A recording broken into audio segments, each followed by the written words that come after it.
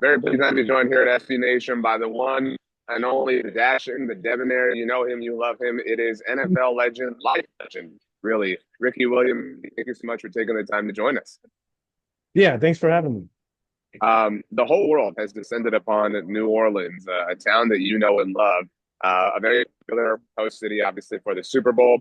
Has the week been everything that you are accustomed to it being? Has it lived up to expectation? I know people have said that maybe the Super Bowl has become so big that it's outgrown the city. I'm just kind of curious for your perspective on somebody who knows it well. Well, the first thing about New Orleans is it's a party city, Right. and there's no party like the Super Bowl. So it's funny. My last year I played here, the Super Bowl was here.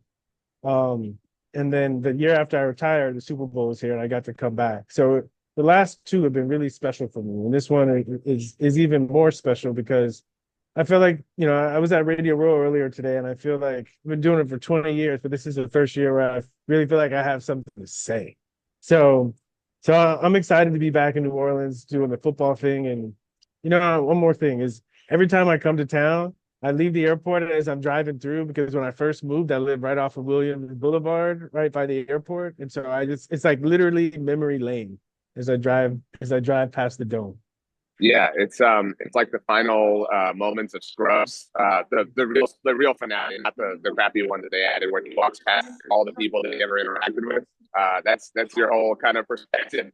I'm going to the airport. You know what I mean? Yeah, and literally people that I interacted with when I played here, still working at the airport, remembered me. I love this place. Do you? I mean, I'm 35 years old, just for some like perspective, and I kind of associate you with Miami more than anything.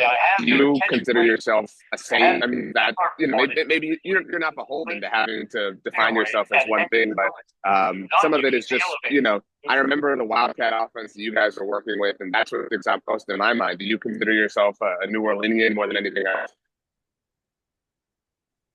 I do because it's where the team that drafted me, and when I got Sure. drafted, young 22-year-old Ricky, I got a Fleur de Lis, a Saints tattoo on my ankle, and so I'll always be a Saint. And also, even this past week with the crazy Luca trade, that every time there's a big trade in sports, I always get the Google alerts talking about the craziest trades in sports, and that wouldn't happen without Coach Ditka and the Saints. Yeah, so full disclosure, I actually cover the Cowboys. That's my main need here at SB Nation. I do things like this. And Cowboys fans are down bad as it relates to the Cowboys, but the Cowboys fans and also root for the Mavericks are just in a world of pain. I don't put you up there because you were very, very successful. You know what I mean? Like, I don't think that's fair to you or to the trade that Coach Ditka and the Saints made because it's hard on what work means, but I feel like it worked. You an amazing career. Like it's not we trade in sports Yep. history for players who didn't translate, and you definitely did. Yeah. I mean, the way I think about it is before I was drafted by the Saints had never won a playoff game. Right. You know, my second year we won the first playoff game. So we can say whatever, but I feel like I contributed to the organization. And like you said, I ran for 10,000 yards in my career. But to me, what will always last is someone was crazy enough to trade all their picks for one person. I'll take it. It's the ultimate like just do it all. Like right, like it's the ultimate like fan making a move, right? Like just trade all the picks. Like it'll totally be worth it. It'll totally work out. You are Yeah. one of the more accomplished running backs in NFL history. And we're on the precipice of watching the Saquon Barkley led Eagles obviously play in the Super Bowl. It does feel like I'm not sure how much you follow the discussion around the NFL these days, but there was this moment where running backs didn't matter and nobody wanted to invest in the position. And it does feel like we reached a place where that suppressed market is worth capitalizing on. And we saw the Eagles do it with Saquon. We saw the Ravens do it with Derrick Henry. Do you feel like there is a renaissance for running backs hadn't been happening for about a decade or so? I don't think so. I don't think so. I think there's the running back market, and I think there's superstar players. And I Ooh, think Derrick Henry, Saquon Barkley are superstars. But here's why I think it's not going to happen. Last year we were talking about Christian McCaffrey as a superstar, right. and this year we didn't say much because the running back position is so hard to consistently stay healthy that it's difficult to invest a lot of resources. But if you can keep a superstar back healthy, it can make a difference in a season. And we saw that with the Eagles this year. That's a great point that for, for every Saquon Barkley, there's for every even Derrick Henry, there's to keep it local, and Alvin Kamara, who people feel like is closer to the end of his career. And that's why, like, again, I said I covered the Cowboys. People feel like they will never get touched just because there won't be enough to accumulate Yeah. yardage because Well, another good example, we're talking about running backs over the past 5 to 7 years, Ezekiel Elliott. You right. know, at one time considered probably the best back. It's difficult to maintain that kind of success. It's a it's a unicorn. You know, if you can find it and you can make the right bet, it's worth it. But I think so many coaches, front offices have lost that bet that they're kind of shot. To your point, Zeke, if you look at his career to date, and it's been almost a decade now, his career yards per game has dwindled every year. And that's not to say that it was, bad his second or third year, but his first year was just that incredible. And it's impossible to sustain something like that, which makes the fact that you did it really amazing. I mean, I know you've spoken about this in the past, but what do you attribute that to? That you were able to have the success you did for so long in so many different organizations? I think two things. I think one, I took breaks. I think but more specifically, what I did on those breaks is I learned to take care of my body. You know, and part of that was learning like, and then the Wildcat and I splitting time with Ronnie Brown. So I landed in a situation where I wasn't expected to be a workhorse, that they would find what I did well and give me situations to do it. And I think we're seeing that more running back by committee. And I think again, because we can't trust one guy, so let's have two guys that are pretty good. And I benefited from that. I told you your days in Miami with Ronnie Brown. Like that, well, if somebody asked me to like picture Ricky Williams, it's the bright sun, those like 1 o'clock kicks, and you guys just scrambling all over the place. That was a special time, and you're one of the deepest thinkers to ever come to the NFL. I feel like you and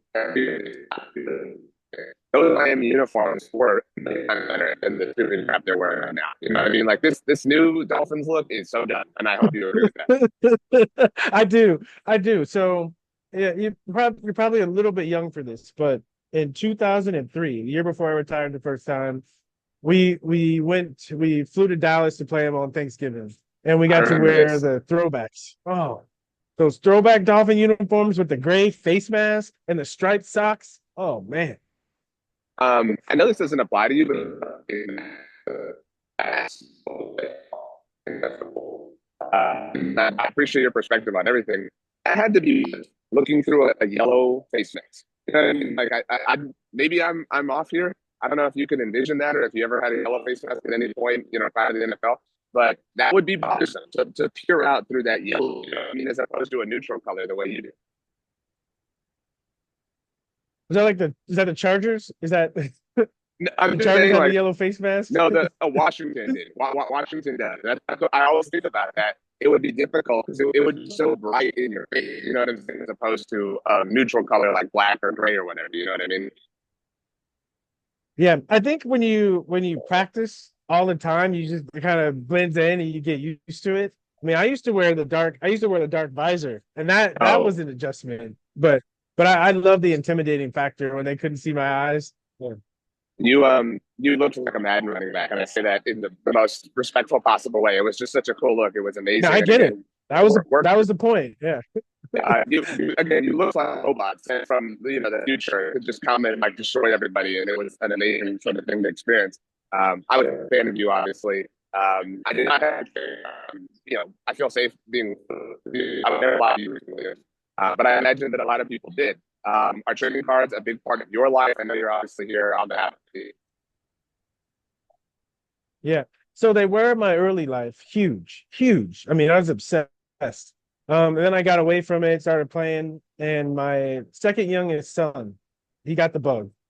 So he goes to all the shows with me, and he takes my jerseys and he goes and barters. He takes all my rookie cards and he goes and barters. So it's been a joy to pass that love for collecting on and to bring him to all the Panini events and to like give him the best possible experience I can with him as a collector. What's your favorite like a card or something that is a different player? I'm sorry, I didn't hear you. What'd you say? What's your favorite card that you somehow is you feel like a different player, that you were just a fan of, or a card that you have a lot? Yeah, so when I was a kid, the card was there's upper deck card, Bo Jackson wearing shoulder pads and a bat on his shoulder. Oh, because I wanted to be Bo Jackson. I played baseball and football. But for my son and I, 2 years ago, 2.5 years ago, we went to a card shop in LA, and I said, any card you want, any card you want in the store, I got you.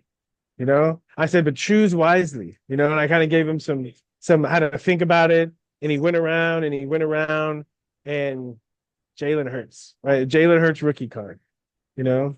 He's like, that's the one. And that's, and he had an amazing, amazing year. And I was like, ah. So it's special because he trusted his gut and he picked a winner. And so that's the one that we have framed up in his room. That's awesome, man. Even for me, RMDs, don't do it 1%. Uh, but I mean, a little bit. I love when things are rare, you know what I mean? Like something that's just a brief moment in time that makes it even more rare than any card, so to speak. So, well, the fact that I covered the Cowboys, I hate the answer, but I'm happy that you and your son have a sense of joy with it. Oh yes.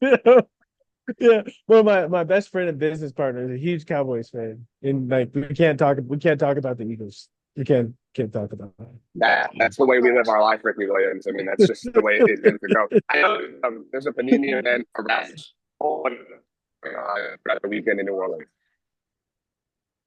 What would you say? And I know there's a Panini event around the Super Bowl. So what is actually happening throughout the weekend in New Orleans?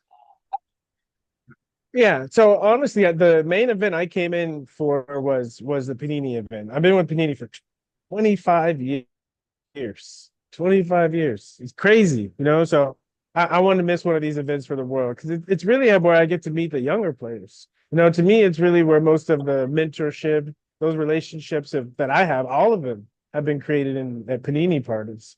So I love that. And for me, because I played here, you know, part of the weekend for me is going around and visiting some old spots and saying what's up to some old friends. That is very, very, very cool. Question is a very weird one, but I just have to know. Last season, I saw something that was a story about Vince Young being named an SEC lineman, obviously the conference realignment, which is kind of dumb. We can all understand it. It's a conference realignment happen. An SEC legend is my question. So when I first got to Texas on my recruiting trip, they had this old room called the Tea Room, and when you walk in, they had like pictures of all the All-Americans from all the sports. And to me, what that meant was if you come to Texas, the goal is to be one of those legends. Mm-hmm. It's like the Mount Rushmore of Texas. And I think if I had to do a Mount Rushmore, it'd be Earl would be first, Vince, I'd be up there, you know, and the next spot, maybe Colt McCoy, Right. maybe Bijan, they're fighting for that last spot. All due respect to Bijan, I had an incredible career. I don't think we're looking at four. I think Colt very, very, very safe spot, which is not understandable. So this is really not fun for me to, kind of talk about. So I do hope that you're able to get a Excalibur rookie card when he gets into the NFL. And who knows, Ricky, maybe an Ashton Genty one if Dallas Cowboys draft him. I'm sure you've seen that be a good story. Yeah, I'll be looking for one for sure. He's a stud. Awesome. It was the highlight of my week. You're the man. Thank you for all the wonderful memories that you have as a child, as a football fan. Thank you for your outstanding work with Panini, and I hope you have a wonderful day and a wonderful week, and a wonderful life. Yeah, thank you. It was great talking with you.